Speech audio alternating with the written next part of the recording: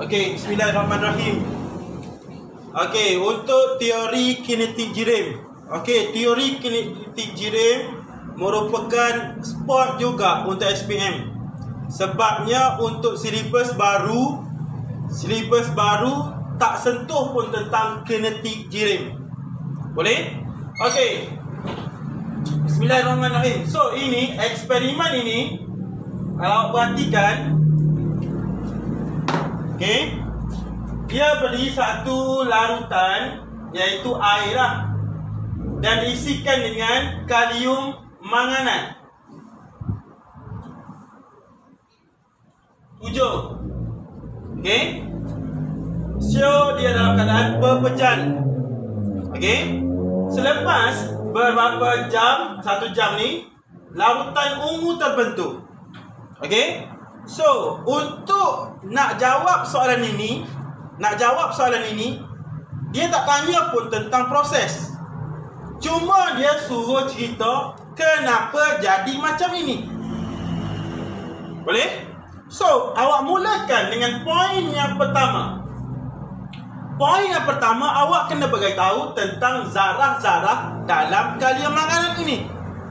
Awak kena beritahu zarah dia, jenis zarah dia. So, bila sebut kalium manganat, dia adalah sebatian apa? Sebatian ion. Bila sebatian ion, dalam ini ada apa? Ion. Boleh? So, awak ialah ion dalam kalium manganat, ataupun awak kata ion kalium ataupun ion manganat. Okey, terdiri daripada zarah apa? Halus dan diskrit. Halus dan diskrit. Ni ayat yang ini mahal ni.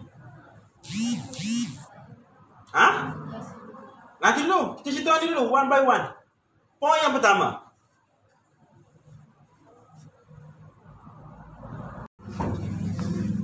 Okey, so kalau awak tengok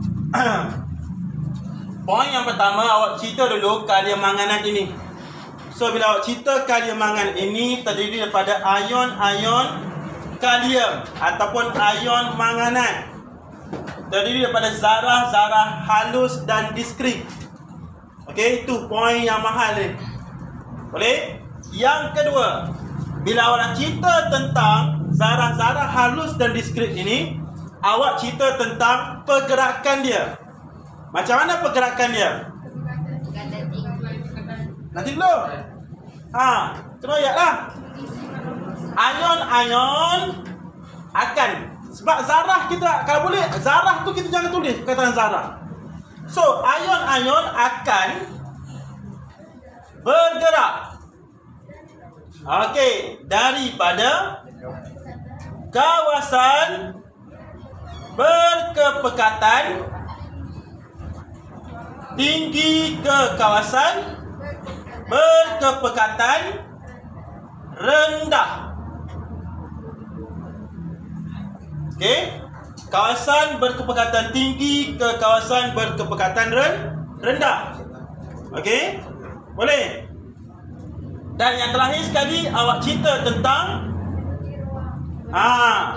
okey, so ion akan memenuhi ruang-ruang kosong. Apa dia ni? Molekul air. Okey, molekul air.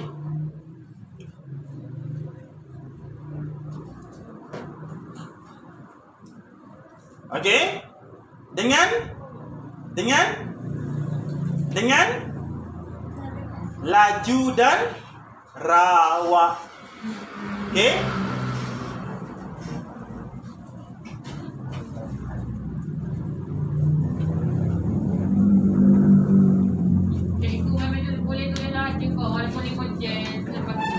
Jangan royak ni, pergerakan ni tadi. Cerita pasal tadi. Ni. Kalau 5 jam tu. Okey. Ni, tahu. Kalau 5 jam. Kita kena laju juga. Okey, maksudnya walaupun dia pepejal,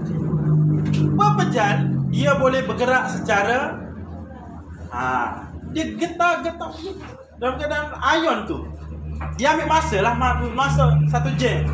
Kalau dia dalam bentuk larutan kalium manganat, kau cepat. Boleh? Kalau soalan tanya, bagaimana kita nak meningkatkan kadar resapan untuk proses ini? Panah. Yang kedua, kacau. Kan? Boleh? Kacau tu, awak fikir balik tentang kadar tindak balas. Macam mana? Kita ubah pepejal jadi serbuk.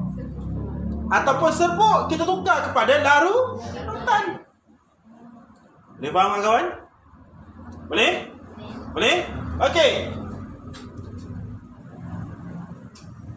Boleh tak ni?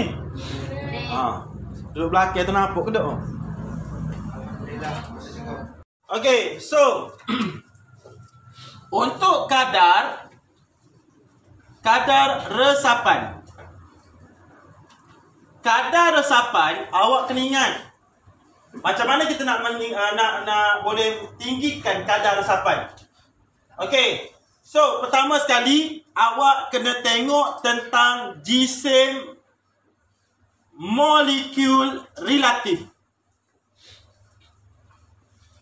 Okey? Sebagai contoh, kalau awak perhatikan karbon dioksida dengan nitrogen dioksida, siapakah resapan yang paling tinggi? CO2 ke NO2? CO2. NO2. Untuk main gitu dong. Okey, karbon. Awak kena kira lah jisim molekul relatif. Karbon 12 campur 16 32. So total dia 44. Yang ini pula. Yang ini 15 campurkan dengan 32. Sedapat 47. So di sini awak akan nampak pergerakan siapakah resapan yang tinggi. Boleh? Maka CO2 lah resapan dia adalah tinggi, kadar tinggi.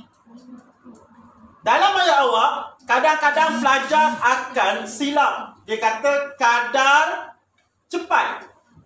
Faham?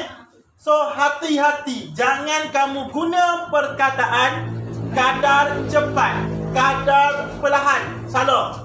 Kadar tinggi dan rendah sahaja. Kalau tindak balas perlahan, betul.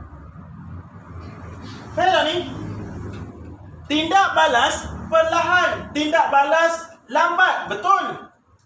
Kalau tambah je perkataan kadar tindak balas perlahan, salah tadi. Sebab perkataan kadar ni sensitif dengan cepat dengan lambat. Tak boleh guna. Pemeriksa mudah. Yang kita tengok ayat ni, ayat ujung. Tengok. Kalau cukup kata tu, salah tadi. Boleh? Jelas. Hati-hati. Kadang-kadang kita ni kan, kita confident menjawab. Bila confident menjawab soalan senil, awak kata, oh aku boleh jawab soalan senil. Tapi awak senil tu belum tentu betul. Faham? So kena hati-hati. Okey? Yang pertama, kadar resapan bergantung pada jisim molekul relatif. Boleh? Yang kedua, sama dengan tajuk kadar tindak balas. Faktor apa? Saiz dok. Dia gini. Saiz dengan jisim awak kena perhati molek. Boleh? Boleh? Kadang-kadang saiz dia besar. Timbul-timbul ini. Tu awak kena ingat tu. Okey. So, yang kedua adalah faktor suhu. Suhu lah. Awak boleh tahulah bila faktor suhu dia ada kaitan dengan tenaga kinetik. Sebab itulah bila sebut tajuk resapan, dia akan relate kepada teori kinetik jirim.